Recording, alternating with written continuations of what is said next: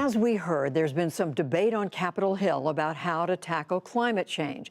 But the expectation is that very little legislation is going to pass in the foreseeable future. And yet, climate change's impact is growing around the world. The federal government's own assessment found climate change is already costing the U.S. hundreds of billions of dollars and having a major effect in parts of the country. Some researchers argue the problem is getting so serious that it's time to start exploring ideas that have long been seen as far out and potentially loaded with other consequences. But these scientists say the times demand new approaches to lower the Earth's temperature. Miles O'Brien is back with this story. It's part of our Breakthroughs reports for our regular series on the leading edge of science. Engineer David Keith has run the numbers on climate change. And for him, the bottom line presents a stark reality. Even if we eliminate emissions, we simply stop the climate problem getting worse. We don't make it any better. The planet is already in trouble. There's too much carbon dioxide in the atmosphere, and human civilization is doing precious little about it. As you can see here, these trend lines have a lot of inertia. So even if we stopped using all fossil fuels tomorrow, there's still so much carbon dioxide in the atmosphere that the problem will persist for decades. We do need to drive emissions to zero, but we also need to reduce the risks from the CO2 that's in the air. So Keith is asking some big questions, like what if we could suck carbon dioxide out of the air?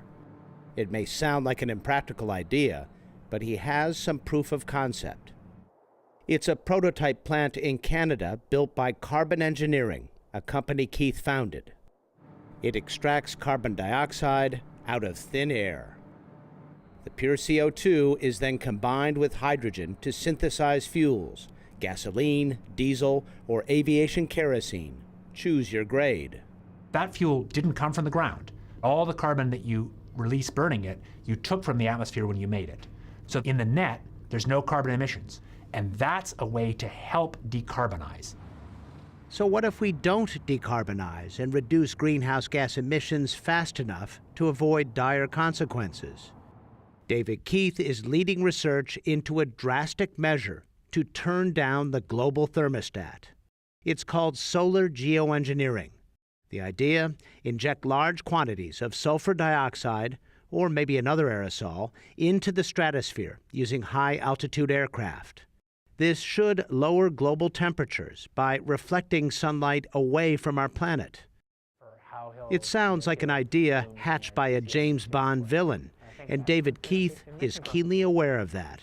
Geoengineering seemed like a bit of a crazy idea, but there was a taboo, and I think taboos are unhealthy, and my view is we should understand it better to see just how crazy it really is. Indeed, he's been exploring this idea since 1989, and over the years, it's made him a bit of a scientific pariah. Senior colleagues would tell me this would ruin my career, or people would kind of like, want to move away from me in the elevator.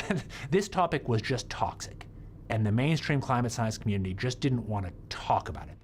He may not have had scientists on his side, but nature has been running solar geoengineering experiments for millions of years, in the form of volcanic eruptions. When the really big ones blow, they launch sulfur dioxide into the stratosphere, 6 to 30 miles above us. It gradually turns into aerosols. It turns into small droplets, liquid droplets of sulfuric acid. And those droplets reflect away sunlight. And that reflection of sunlight cools the climate. And we see that after big volcanic eruptions. When Mount Pinatubo blew its top in 1991, global temperatures cooled 1 degree Fahrenheit over the subsequent 15 months. David Keith thinks humans can do the same. If we decide to maintain the taboo and not have a serious research program, then what we give to our kids is ignorance. And they'll still make decisions, but they'll make decisions without knowing. Maybe that's why the snicker factor is starting to fade. We're not going to limit the risks of climate change to even reasonably safe levels by reducing emissions from burning fossil fuels alone. Climate scientist Peter Frumhoff is Director of Science and Policy at the Union of Concerned Scientists. And so therefore, we're looking at a whole range of hard choices about how to pull carbon dioxide potentially out of the atmosphere at scale and maybe, just maybe, to begin to think about mimicking volcanoes by injecting reflecting particles into the stratosphere. That's a terrible idea, but people are beginning to give it some attention. Yeah, it's really changing. Suddenly, many more of the kind of environmental leadership and sort of science policy thought leadership take this seriously. It really feels very different even from a year ago. But the devil, as always, lurks in the details. One of the big questions: could it make the climate worse in some places, better in others? It has all kinds of unclear ramifications. We don't know what the regional changes in rainfall patterns might look like. That's just one of the possible unintended consequences of solar geoengineering. Other questions? How would it affect agriculture? How would any aerosol interact with the gases already present in the stratosphere? And could there be some unwelcome byproducts? That's what David Keith and his colleague Frank Koich are trying to determine. In the lab, they are testing various aerosols to see how they might behave in the stratosphere.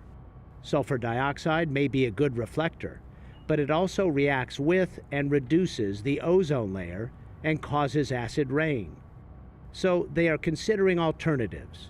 The leading contender, calcium carbonate. These calcium carbonate particles certainly will not have the same chemistry as these concentrated sulfuric acid particles. What we don't know is how do they actually react, because it could be that they react even worse.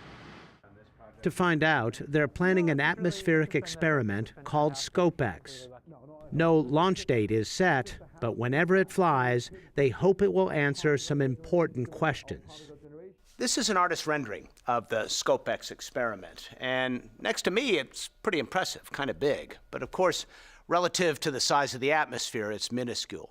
Above me is a high-altitude balloon, and right now it's lifting ScopeX to the upper reaches of the atmosphere. It will rise into the stratosphere, about twice the height of where airliners fly. Once ScopeX is here in the stratosphere, it will release a small amount of calcium carbonate. The onboard propellers mix the experiment into a plume less than a mile in length. This is a tiny scale thing. We're talking about injecting less than a kilogram of aerosols. This in no way alters the climate. It's simply a scientific experiment to improve our knowledge of how some future aerosol injection scheme might alter the climate and impact the chemistry of the stratosphere. But just to be sure, an independent panel of scientists will review everything before launch. They will evaluate the potential risks along with the reward.